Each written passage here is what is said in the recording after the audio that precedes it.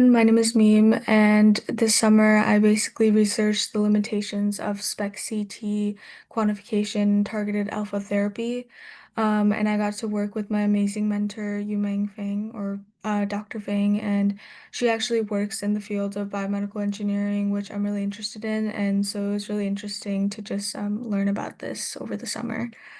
So to get started, the focus of my presentation, of my research and also my presentation is basically what are the main limitations affecting the quality of single photon emission computed tomography, also known as SPECT, with computed tomography, CT quantification, and targeted alpha therapy, TAT.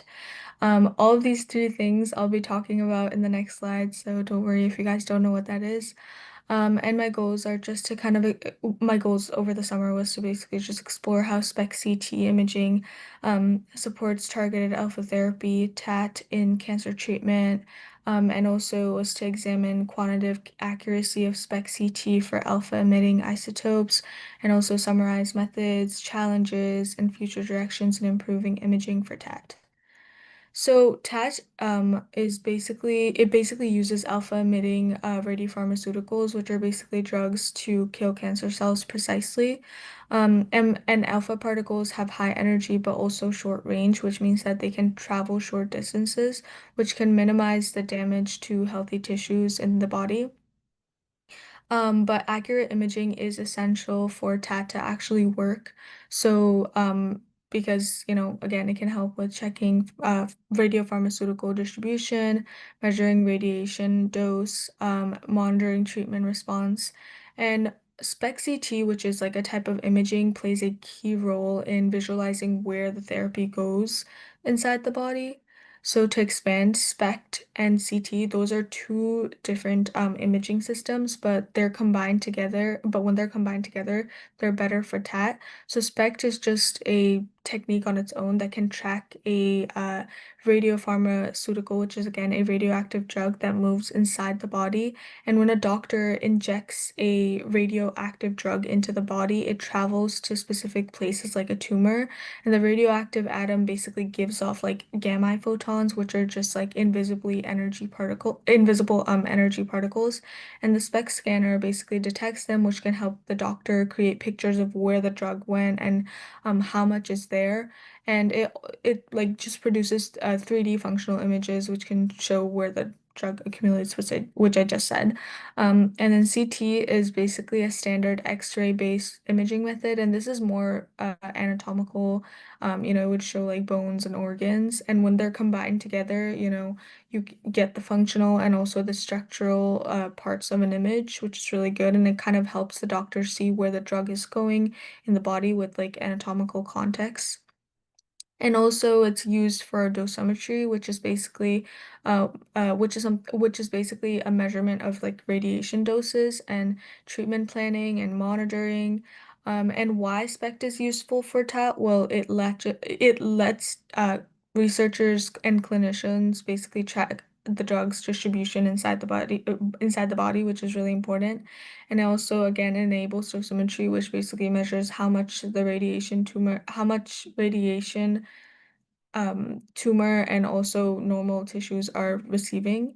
And it also provides just an overall, way to like monitor and kind of see the effectiveness of it and detect the problem early.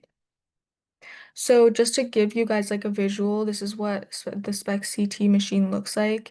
And if you can see right here, right, CT on its own looks like this and SPECT on its own looks like this, but together it looks like this. So that really goes on to show how helpful it is when those two are merged together for TAT.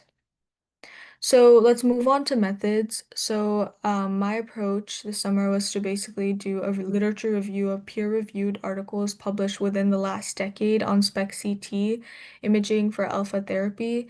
And my inclusion criteria included clinical and preclinical studies on actinium 225, which is basically an alpha emitter or similar alpha emitters for targeted alpha therapy. and also studies that tested calibration methods, reconstruction algorithms, detector and collimator types, and scatter correction. And all of these are just like different quantifications of SPECT-CT imaging.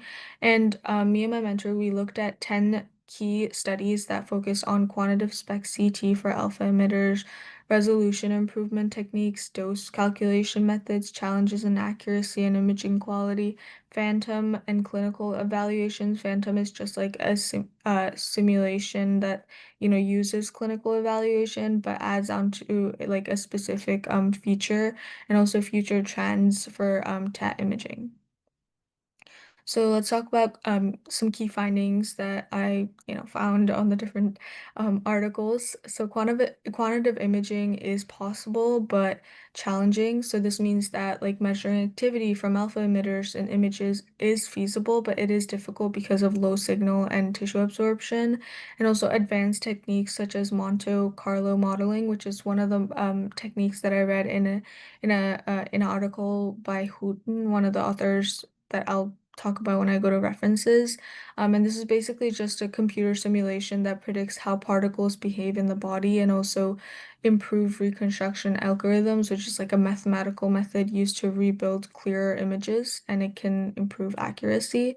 And also resolution limits, which are just like how sharp and detailed the image is when the SPECT-CT machine is used. And basically, resolution limits make it harder to clearly visualize small lesions like tiny tumors inside the body.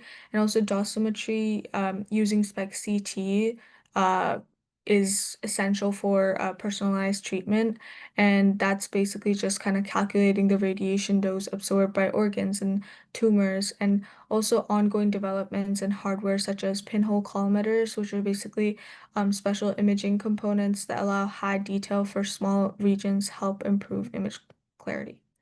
So I looked at some commonalities and differences across the studies because I thought it would be really important to understand, like what could I focus on more when I'm like, writing in for my literature review. So some commonalities included the fact that all the studies they stressed like a need for accurate dosimetry, so dose, and also challenges with like image resolution was an universal thing. And also all the articles kind of talked about how improvements in quantitative SPECT is critical, obviously in CT as well, but SPECT is very, very important. And then some differences were the fact that varying methods for correction and reconstruction, and also some use phantom models, which are just, again, simulations, and other use clinical trials. And also different studies use different isotopes and patient groups studied. So for discussion, I focused on four different points. Reliable imaging, right? If we have reliable imaging, there's more safer and effective therapy, which is really, really important. And also, if there's a combination of hardware and software solutions, that would be really, really important, and it could really help improve TAT. And also quantitative spec CT is still evolving, but and it needs standardization, and supplemental tools such as portable imaging devices or adaptive reconstruction could really help standardize accuracy in real world use. And to conclude, TAT is really promising for cancer treatment, and SPECT-CT is really essential for planning and also monitoring TAT. Obviously, there are limitations that I just talked about, but advances in quantification and resolution could improve accuracy. And as ongoing research is going on, like it's making personalized cancer treatment more achievable, which is really good. These are my references. And before I end, I would like to thank again my mentor, Dr. Fang, for being with me through this entire Talaria process, and also Talaria for giving me such a great opportunity this summer. I learned so much, and yeah, thank you so much for listening. Do you guys have any questions?